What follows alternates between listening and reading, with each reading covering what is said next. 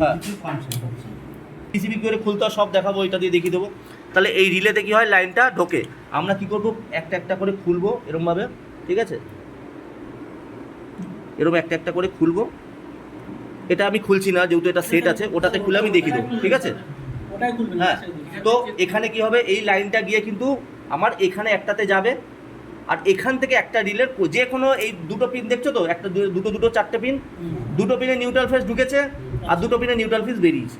গল্প হচ্ছে এইটা ইন আউট। তো যখনই রিলে চেক করবে দুটো ঢুকবে, কিন্তু অবশ্যই ছবি তুলে কিন্তু খুলবে। কখনো এটা করো না যে এটারটা ওটা, ওটারটা এটা করো না, ছবি তুলবে। আমি দেখে পিসিবি সারি যেমন ছবি তুলে নিয়ে বেরিয়েছি, ভুল হলে উড়ে যায় অনেক সময়। বিশেষ করে পিসিবি খারাপ হয়ে যায়, যেটাতে আমার ট্রান্সফর্মার যাচ্ছে সেটা আমার উল্টো হয়ে যেতে পারে, না বাসটা নষ্ট হয়ে যায়। তো মোবাইলের ছবি অবশ্যই তুলবে, মাইক্রোওভেনের ছবি ছাড়া কোনো অপশান নেই। আজও যারা 10 বছর ধরে কাজ করছে তারাও ছবি তোলে, কেউ বলবো না আমি ছবি ছাড়া মাইক্রোওভেন, কারণ মাইক্রোওভেনে অনেক তার দেবে, কুচি অনেক তার থাকে। এখানে কিন্তু এই পিস যে এই যে ঠিক আছে, এই জ্যাকগুলো যেটা যাবে সেটা একসাথেই যাবে, এটা ভুল হওয়ার চান্স নেই। কিন্তু এখানে এই ডোর সুইচের বলো বা এই যে রিলের বলো, ভুল হলে কিন্তু সমস্যা আছে। এখানে দেখো কতগুলো তার, দেখো প্রায় 6-7টা তার হয়ে যাচ্ছে।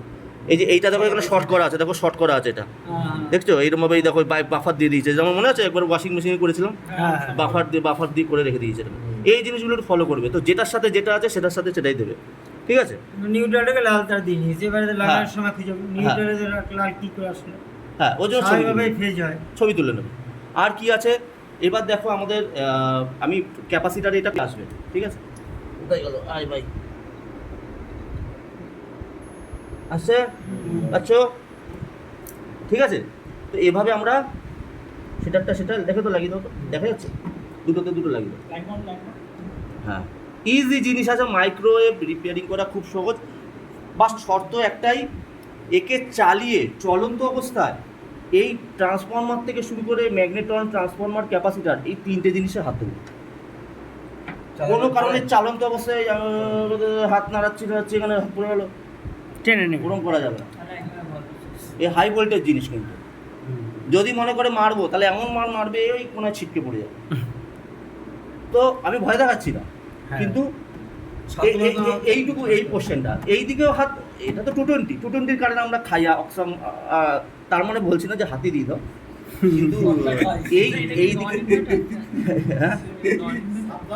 এই আমার ইনভার্টার হয় কথা, হাই ভোল্টেজ এটা হচ্ছে হিটার, মানে পিসিবিটা দেখলে অনেকটা বড় হলো, এটাতে হিটার হচ্ছে তোমার এই দেখো এই পোর্শনটা বড় ছিল, খোলার পরে এইটুকু দিয়ে দিই, এখানে লাগানো এই পিসিবি এই ছোট হয়, এটা এইটুকু দেখছো তো, ওটা আগের দিনটা একটু এতটার মতন ছিল, এতটা ছিল, তো এতটা সাইজ, ছোট সাইজ, এইটুকুনি সাইজ।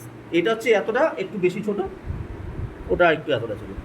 যাই হোক, এইটুকু পোর্শন খবরদার হাত দেওয়া যাবে না। এই যে ম্যাগনেটন, আমাদের ট্রান্সফর্মার, ক্যাপাসিটার আর তার সাথে ডায়োড, এই পোর্শনটা হচ্ছে হাই ভোল্টেজ। আচ্ছা, এখানে একটা আমাদের দেখবে একটা হাই ভোল্টেজ একটা ফিউজ দেওয়া থাকবে, এই যে দেখতে পাচ্ছ এটা, হ্যাঁ এইচবি ফিউজ দেওয়া আছে।